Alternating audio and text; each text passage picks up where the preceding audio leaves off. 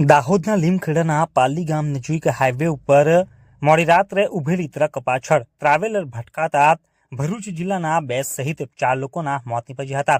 તમામ શ્રદ્ધાળુઓ મહાકુંભમાં ડૂબકી લગાવીને પરત ફરી રહ્યા હતા, જે દરમિયાન આ દુર્ઘટના સર્જાઈ હતી। પ્રયાગરાજમાં આયોજિત મહાકુંભમાં દર્શન કરી પરત ફરી રહેલ અંકલેશ્વર અને અમદાવાદના ધોળકાના પરિવારને કારણે અકસ્માત નડ્યો હતો।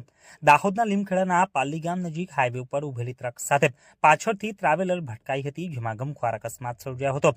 અકસ્માતના બનાવમાં કુલ 4 વ્યક્તિના મોત નીપજ્યા હતા, જ્યારે 5 લોકો ઈજાગ્રસ્ત તથા તેમને સારવાર અર્થે ખસેડવામાં આવ્યા હતા। મૃતકોમાં ભરૂચ જિલ્લાના અંકલેશ્વર જીઆઈડીસીમાં આવેલ સાંઈનાથ રેસિડેન્સીમાં રહેતા દેવરાજસિંહ લાખાભાઈ નકુમ ઉંમર વર્ષ 47 અને જસુબા દેવરાજભાઈ જાતે નકુમ ઉંમર વર્ષ 49નો પણ સમાવેશ થાય છે, જ્યારે ધોળકાના સિદ્ધરાજસિંહ જીતેન્દ્રસિંહ દાભી ઉંમર વર્ષ 32 અને રમેશગીરી પ્રતાપગીરી ગોસ્વામી ઉંમર વર્ષ 47નું પણ મોત નીપજ્યું હતું। અકસ્માતની જાણ થતાં જ સ્થાનિક પોલીસ અને આરોગ્ય વિભાગની ટીમ ઘટના સ્થળે પહોંચી હતી। તમામ ઘાયલોને તાત્કાલિક સારવાર માટે દાહોદ સિવિલ હોસ્પિટલ ખાતે ખસેડ્યા હતા, જ્યાં તેમની સારવાર ચાલી રહી છે।